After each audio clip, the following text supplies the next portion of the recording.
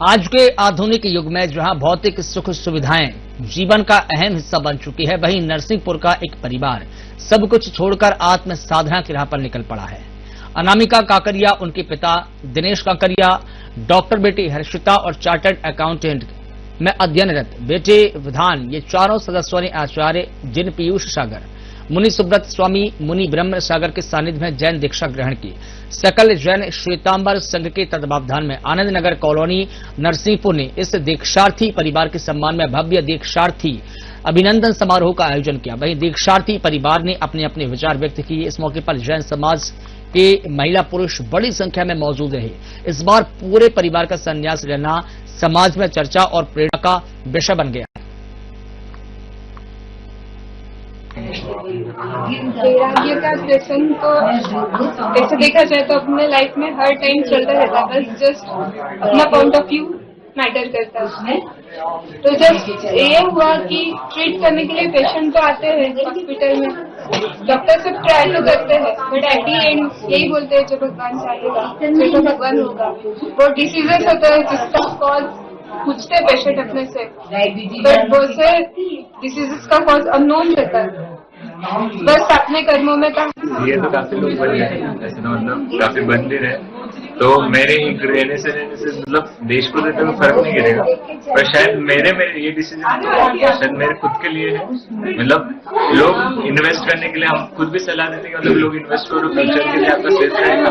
But अगर मेरा जो मेरा आने वाला भव है, मेरे जो लॉन्ग टर्म के लिए सोचा जाए, लाइफ लॉन्ग गोल, कि अगर उसके लिए अगर मैं अभी से इन्वेस्ट करना चालू करूँ तो जितनी जल्दी इन्वेस्ट करूँगा उतना प्रॉफिट ज्यादा मिलेगा। इसीलिए मैं अभी से इन्वेस्ट कर रहा हूँ। अगर मैं अभी से इन्वेस्ट करूँगा तो मेरा जो प्रॉफिट जो मिलेगा, जो मेरा जो एंड पोर्टफोलियो जो बनेगा, सबसे लगाव रहता है। ये संसार ऐसा है कि भाई एक मिक से जुड़े हुए रहते हैं और कुछ अपना कर्तव्य रहता है, अपन वो कर्तव्य को पार करते हैं। और उसमें जैसे कि भाई अपना कर्म का जो है निर्जरा है, वो संसार में रह के कुछ अपना ऐसा मन बनता है कि भाई इसके प्रति अपने राग है, इसके प्रति अपना द्वेष है, वो ऐसा बढ़ते जाता है। और अपने आत्मा की निर्जरा, और आत्मा ही अपना प्रबल है, तो इस हिसाब से इससे बढ़िया मार्ग कोई नहीं है। आशीर्वाद ऐसा रहता है गुरु का, और मैं आगे भी गुरु धाम बनते रहे ऐसी मैं प्रेरणा करूंगी, और अभी भी प्रेरणा करूंगी सबको, जब जो भी मेरे चाहे कोई भी बातें को, मेरे से दिगंबर, श्वेतांबर, तेरापंथी, स्थानकवासी, मेरे सभी साधु साथी के प्रति उतने ही अवभाव और उतना ही मैं रखती हूँ। अब इनको कुछ मेरे घर के सामने ज्ञान बच के, लेकिन मैं एक दिन भी बिना पूछी कि ऐसा नहीं कि बिना रही। जब तक गुरु महाराज को वैरा नहीं लेती मेरे मन से साथ। करोड़ की संपत्ति के भाव क्या है? मेरी जो करोड़ की संपत्ति यदि मेरे को मिल जाए तो जो आपका भाव है वही मेरा। संसार के जितने भी सुख वैभव है, उनको लगता है कि ये अशाश्वत है, अनित्य है, कुछ समय के लिए है। और शाश्वत सुख पाने के लिए परमात्मा महावीर ने दीक्षा जीवन बताया है, संयम जीवन बताया है।